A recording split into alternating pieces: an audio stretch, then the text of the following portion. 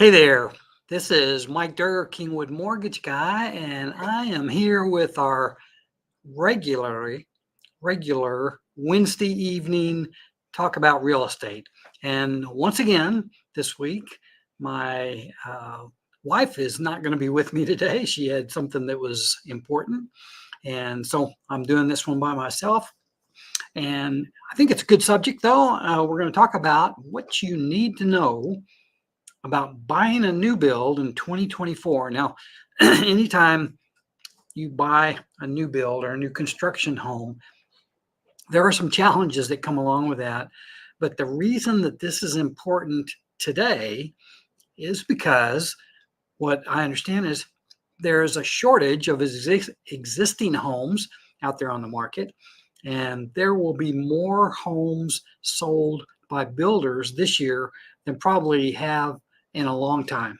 So there are a lot of people that think that this is a valid route to go to since they can't find an existing home, that they can either compete with other potential buyers, or that could be set on a schedule that they can plan around. So that's those are a couple of the big things. So let's get started with that. I will take this out into a bigger realm here, and we're going to shift this. So here are new construction questions or things that we're going to cover. First is, should I hire an agent for new construction? And of course, there's some positives about that. What kind of lot should I select? If you have a choice, there might be some options. What kind of HOA oversight and cost will there be? What are the builder's financing options, and does the builder offer incentives? Ask about the escrows. This is a big one for me. And can I have a home inspection examine the home? Can I have a home inspector examine the home before we close? Now, this is a list of questions that if you're considering buying a home in 2024, you should be writing these down. Or if you just reach out and contact me, which my phone number is right there, you should be able to do that. Just contact me, and I can either send you a link to the video, the replay, or I can just send you the list. Okay. Now, we're also going to look at some other questions, not all covered on this one. Well, we'll talk about them. And I got a list for Sandy's list that she got for me. So we'll go through those as we go through there. Okay. So here's a little humor. This is Mike's side humor, sometimes a little dark, but there's a card somebody got in the mail, said, "Welcome to your new home. Congrats on your new home. Hope your neighbors are not." What does that say? I'll let you be determined that. Anyway, all right. Should I hire an agent for new construction? Well, here are some reasons why you might want to. So the builder's agent represents and is paid by the builder. So what you want to do is you want to have somebody there that's your advocate, that will actually look out for your best interest.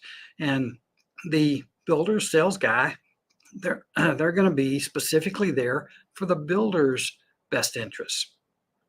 You need to have somebody that's dealt with builders before. In other words, even a new agent could go in and kind of be buffaloed by all the good stuff that the builder's representative might say. So you need to get somebody that has substantial experience with working with builders, knows and understands the nuances, and there are many, of buying a new build. And if you bring your agent can represent you, can get you to ask additional questions, including the ones that we have here. And I think you'll be better off using the agent. My personal opinion. I've seen people that did it with and without, and in most cases, they would have preferred to have somebody that was there representing their best interests. So that's just the way I'm going to roll with that one. So, excuse me. All right, so questions and mistakes. So we're going to talk about these two things. So this is a list of standard questions. And the first one is, what are standard features included in the base price of the home? Now that's really important because they will quote you the base price and then they'll show you the house that is tricked out with every nuance you can imagine. I mean, it's got all the upgrades. It's got the great granite or whatever the newest counter best stuff is today, the beautiful floors, the outdoor kitchen. I mean, it's got everything. So you really need to kind of delineate that. Are there different floor plans available, and what customization options are offered? And again, it's kind of like lowest cost, medium cost, and highest cost. You want to find out what all's available and for what price. And this is where you come back.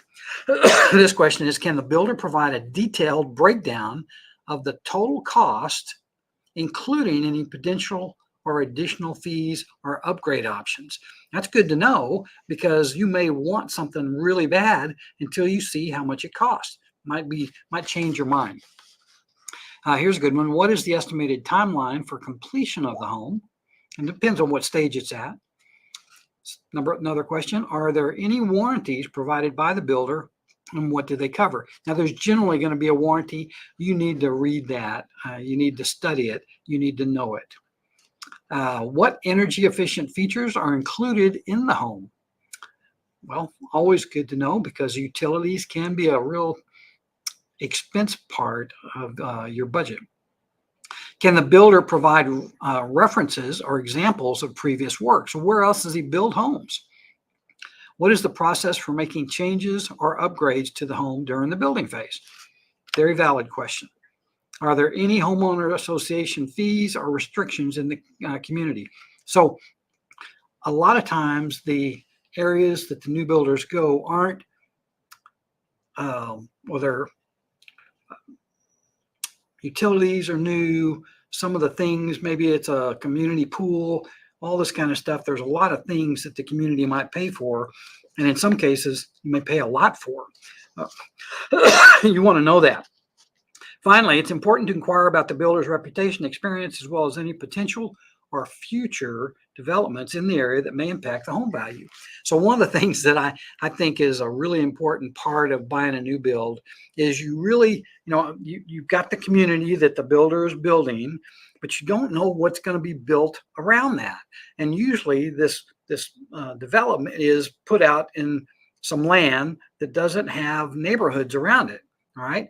And so what happens is there could be a situation where another builder comes and buys a plot of land next to the development you just bought into. And depending on what kind of builder it is, if they build less expensive homes, that will devalue the value of your homes.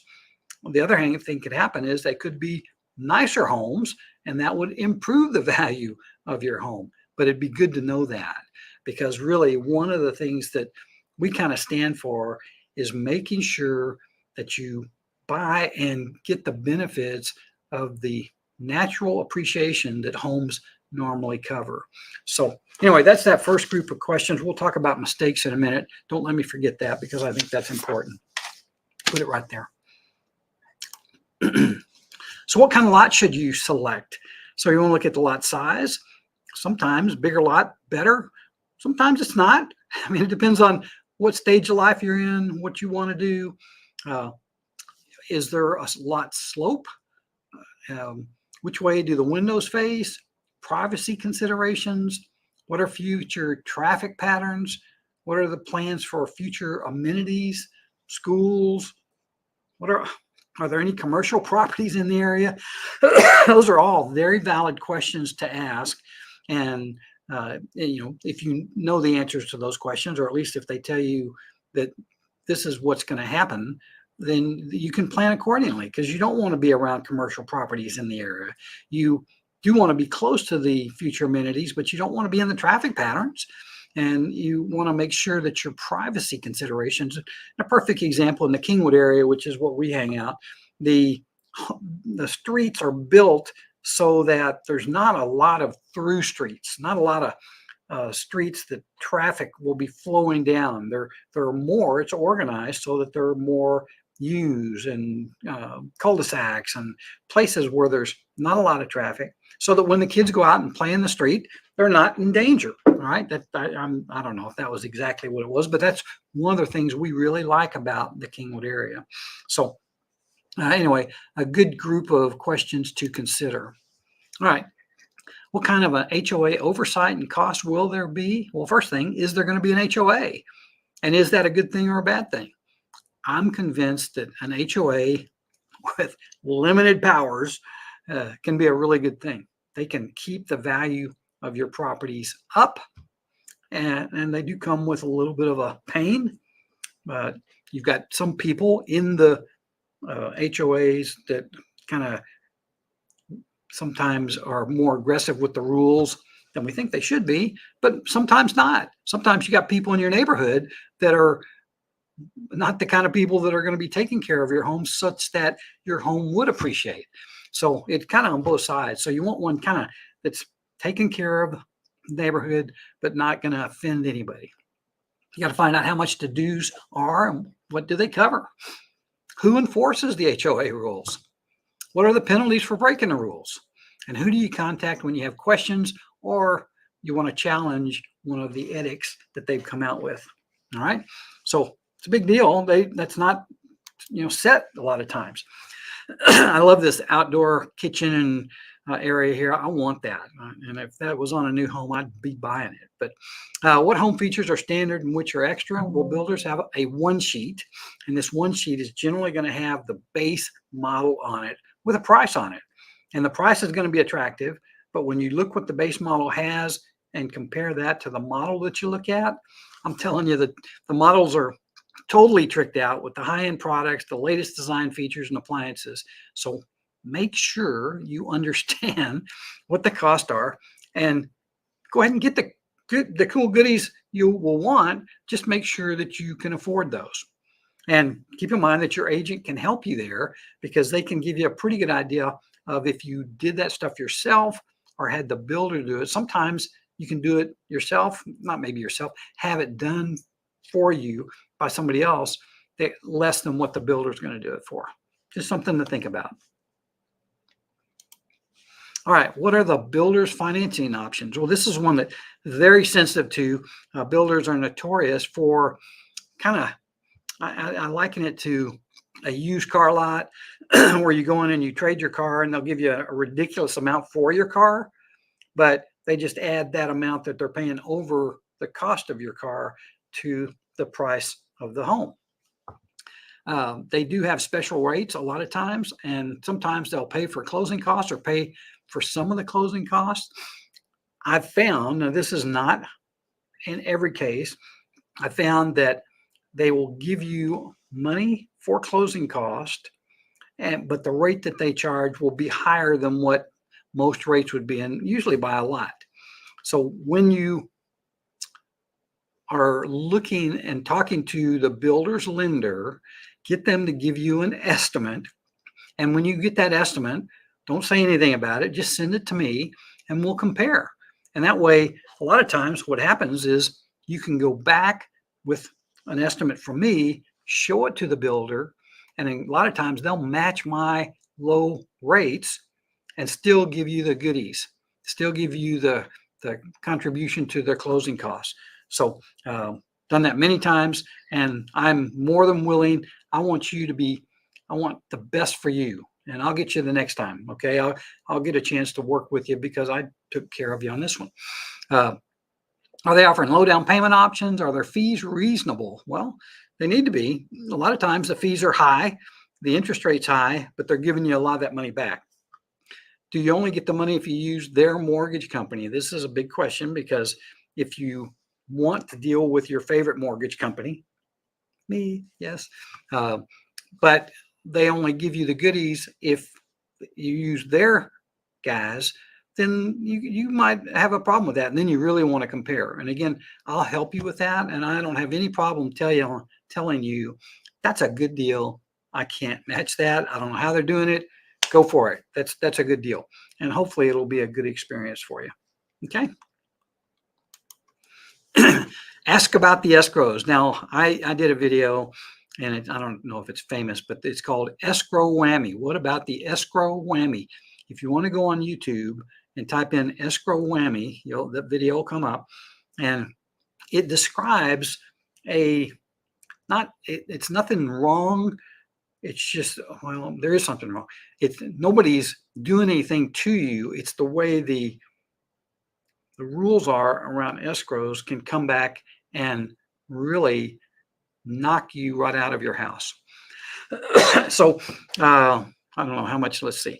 Escrows are totally different for new builds. Because of the way new builds are taxed, it is a detriment to new home buyers, particularly if you're escrowing. Now, if you're putting 20% down, or you've got a lender that'll allow you to waive escrows, that's the best way to do it.